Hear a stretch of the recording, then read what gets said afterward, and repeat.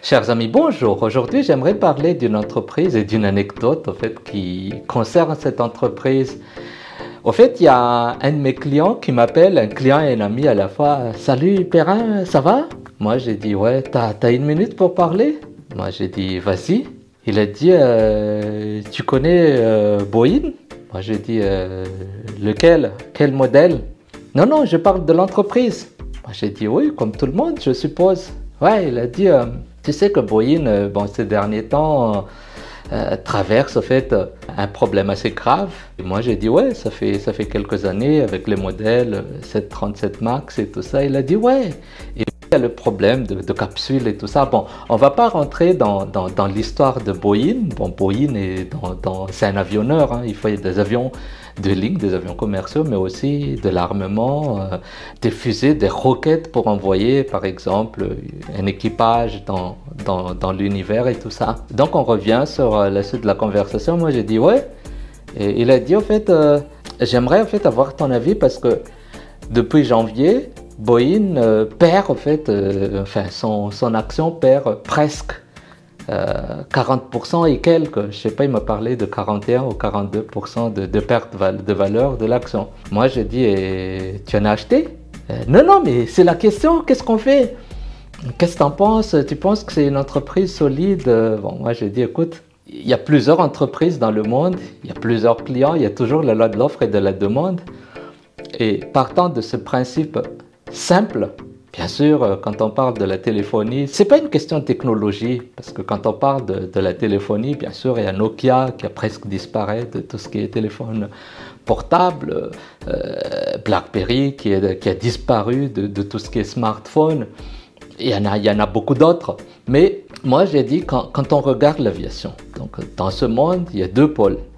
Il y a l'Europe qui a Airbus, il y a les États-Unis qui a Boeing. Bon, après, il y a l'Asie avec la Chine qui a aussi leur... ils commencent à produire, mais c'est nouveau. C'est pas encore au rythme de Boeing et d'Airbus en termes d'historique, en termes de nombre de commandes, en termes de développement, de savoir-faire, de R&D et tout. Donc, bien sûr, dans 10, 20, 30 ans, il faut se remettre sur la table, essayer de voir, ça va forcément changer avec tout ce qu'il y a, l'évolution de la technologie, l'apprentissage, le R&D, etc. Mais moi j'ai dit, heureusement que tu m'as dit ça parce que je check là, donc je check en direct, je pense que depuis les 40, c'est remonté un peu à 10.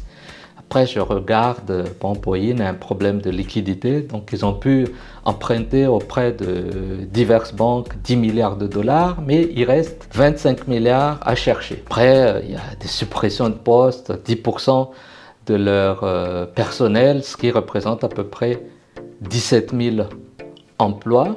Mais, il y a un mais. Je reviens, il y a deux pôles, grands pôles dans le monde, il y a l'Airbus et le Boeing.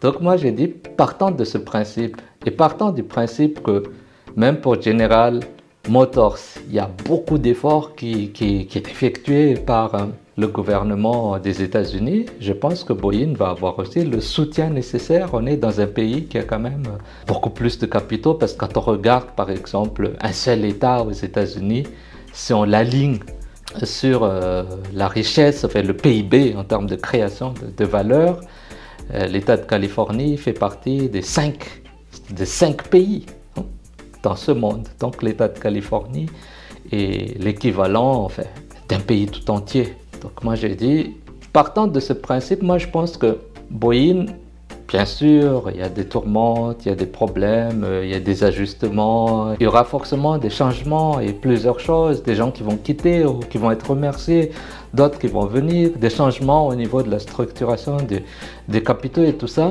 Mais entre nous, entre quatre yeux, moi je lui ai dit que pour les 20 prochaines années, je suis confiant. Je suis confiant et d'ailleurs, moi je vais acheter les actions parce que je vois que c'est bas. C'est comme ce qui s'est passé avec Coca-Cola, quand Cristiano Ronaldo a déposé la bouteille de Coca-Cola en bas. Coca-Cola en a pris parce que je pense qu'en une journée, il y avait perte de la valeur de son action d'à peu près 8 ou 9%. Et qu'est-ce qu'on fait dans ce genre de situation? On achète en masse tout ce que j'avais comme liquidité, j'ai mis dedans. 3 mois après, ça m'a généré plus 15. Donc voilà, pour Boyin, j'ai pas mis tout dedans, mais j'ai quand même mis un paquet.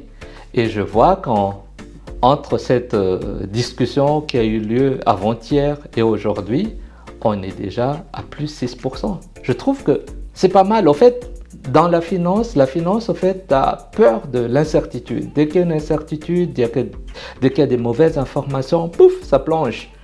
Mais après, il faut regarder loin, parce que peut-être que Boyin ne va pas remonter dans les prochains jours. Peut-être que ça va replonger.